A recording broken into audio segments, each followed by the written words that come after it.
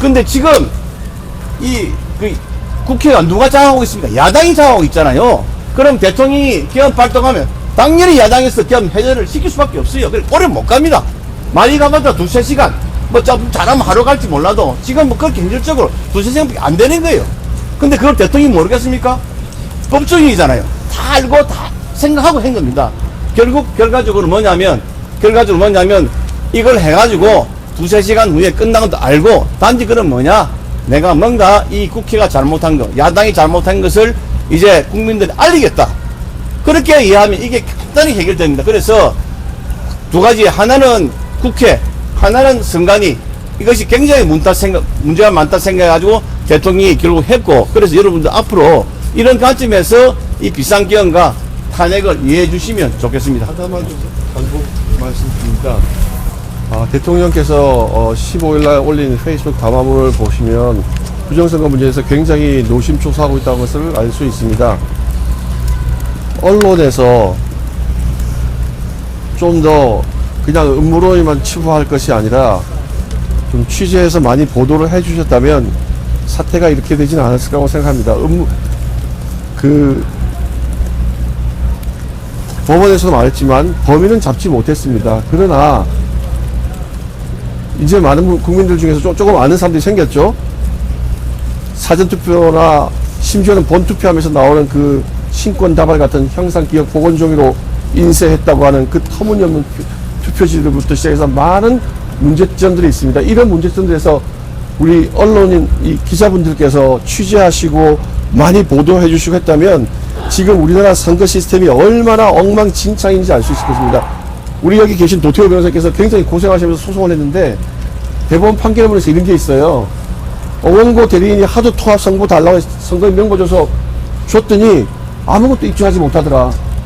근데 준 통합 선거인 명부가 성만 있어요. 홍길동이면 홍만 있고 투표 성도 없었어요. 성도 없고 투표 생일도 없고 뭐 주소지도 없고 뭐 투표했 연도만 출생 연도만 있고 투표했다 안 했다 뭐 이런 것만 있고 그걸 가지고 어떻게 점검을 합니까? 외국의 선거 오디터는 그렇게 하지 않습니다.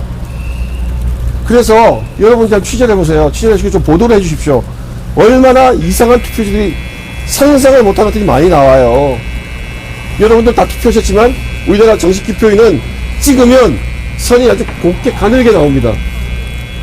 개표 현장에 가서 재검표 현장에 가면 인주가 여러분들 많이 투표하실 때 보는 그 인주가 형태가 아니에요. 우리도 모르는 사이에 이게 그러니까 하이브리드전입니다. 하이브리드전. 모르는 사이에 국민의 신성한 주권이 잠식되고 있는 겁니다. 그러면서 우리 이 국가 경제나 국가의 중요한 이익들은 넘어가고 있는 거죠. 그러다가 어느 순간이 오면 그때 깨달아서 정하기는 이미 늦은 순간이 올 수 있는 겁니다. 대통령은 여러 가지 정보를 취합해서 제도 내에서 해결이 안 되니까 해결을 해야 될 검찰, 경찰, 법원이 해결을 못하니 남은 건 대통령밖에 없는 거죠. 대통령도 법조인이시고 검사로 한평생을 사신 분인데 그냥 2년 반 지나고 나면은 그냥 당신께서 그냥 편하게 생활 얼마든지 할 수 있죠. 이런 위험이 있다고 하는 걸 왜 모르겠습니까? 그러나 대통령이기 때문에 여러 가지 올라오는 정보 보고를 보면 그 담화문에 있지만 실체는 내부러져 있고 피는 흥건하고 그런데 범인이 누군지 모르고 언제 생긴 범행인지 모른다고 덮을 수는 없는 거 아닙니까? 당부드리는데 우리 기자분들께서 음모론에 치부하지 마시고 많이 취재하십시오. 2020년 미국 선거도 이제 20일 날 트럼프가 취임을 하면 2020년 선거 부정에 대해서 조사 들어갑니다. 그 문제는 한국하고도 관련이 생기게 나올 겁니다. 상황 관련해서 질문이 어쨌든 김영현 장관이 중요한 증인인 거는 뭐 공감이 되는데 이번에 그 후보령 관련해서는 김영현 전 장관 측에서는 뭐 전체적으로 중에 검토했고 뭐 착오가 없었다. 뭐 아까 뭐 답변서 얘기랑 그렇게 뭐 답변해 주시긴 했는데 재판부에 이게 지금 작성 과정이 그럼 정확히 어떻게 된 건가요? 이게 조금만 숫자. 그거는 다음에 차에 답변하겠습니다. 그거는 증인신문 과정에 차에 답변하겠습니다. 자연스럽게 나올 겁니다. 모든 예. 과정이 다 나옵니다. 예. 네, 한번 참조해 지금 당장 말씀드린 건 저희도 그렇고 김영현 장관 측이랑 정확히 어떤 내용을 했는지 뭐 상의한 바가 없기 때문에 일단 증인을 불러서 김영현 장관의 증언을 들어봐야 될 것 같습니다. 다만 분명한 건 포구형과 관련돼서는 모든 과정은 김영현 장관이 미리 좀 준비를 했고 공소장이 나오지 않습니까? 예, 그 사실 이 쌍은 저희도 알 수가 없습니다.